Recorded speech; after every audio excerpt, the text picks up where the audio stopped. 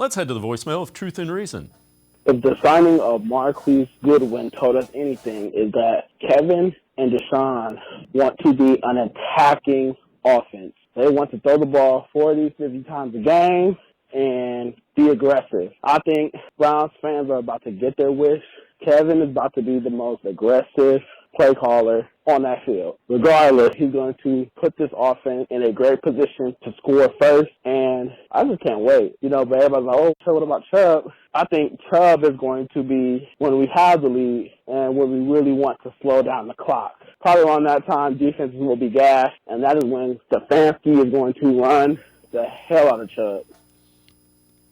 As always, appreciate all the voicemails. Scott, Chubb is a guy that when you get the lead, you just keep giving him the ball. But this will be a pass-first offense. You don't pay a quarterback $230 million to run the ball 30 times.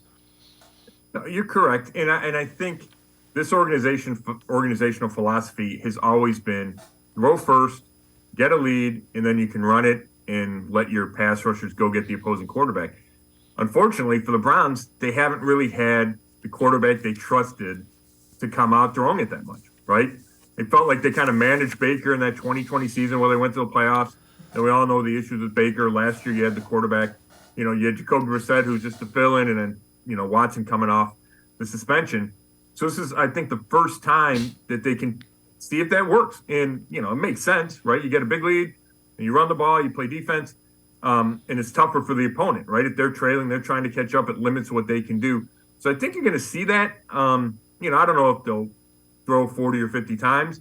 I think you'll see, throws earlier in the downs. I think you see throws earlier in the game. You'll see some play action, but, Stefanski believes you don't have to run it a bunch and set up play action. It's just the threat of the run.